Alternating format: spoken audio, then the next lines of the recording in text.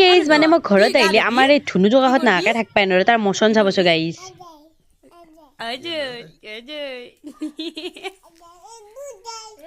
তাৰপিছত মানে সিহঁতৰ ঘৰৰ পৰা আহি আমাৰ মাৰ ওচৰত গেলো মায়ে নহয় ধুনীয়াকৈ চাউল বাচিছিল যিহেতু জহা চাউল বান্ধিছিল মানে কি ধান মাৰি পেলাই বানা আছিল আৰু জহা চাউলৰ ভাত খুৱাব বাৰ্থডে বুলি মায়ে মোক কি কি গিফ্ট দিছে বাৰু দেখাম প্ৰথমতে দেখালোৱে চেণ্ডেলযোৰ মানে মোৰ তাত ডাঙৰ হ'ল কিন্তু উপায় নাই মায়ে যিহেতু আনি থৈছিল পিন্ধিবতো লাগিবই মই আহা গম পাই বৌয়ে বনালে কেক ইমান কিউট আমাৰ বৌজনী ন গাইজ মই আহাৰ কাৰণে কেক বনাই খুৱাইছে তাৰপিছত খালোঁ মই বন্দনাহঁতৰ ঘৰত ভাত যিহেতু আমাৰ মাহঁতৰ ঘৰত আহোজা তাৰপিছত আমি পথাৰত গ'লোঁ পথাৰৰ পৰা আহি বৌয়ে বনোৱা কেকটো কাট কৰিলে আমাৰ ধুনুৱে তাৰপিছত আমি সকলোৱে মিলি কেক খাবৰ বাবে ৱেইট কৰি আছিলোঁ আমাৰ গোটেইকেইজন মানে কি ভাইটি ভণ্টি ইয়াত উপস্থিত কিন্তু এজন অনুপস্থিত সি বোলে পিকনিক খাব গৈছে এয়া আমাৰ দাদা ভাইটি গোটেইকেইটা ভণ্টি আমি গোটেইবিলাক একেলগে লগ হৈ মানে কেকখিনি খাবৰ কাৰণে ৰখি আছিলোঁ আৰু ফাইনেলি এই কেক কাট কৰা হ'ল আৰু আমিও খালোঁ ভিডিঅ'টো যদি ভাল পালে মোৰ চেনেলটো ছাবস্ক্ৰাইব কৰিবলৈ নাপাহৰিব বাই বাই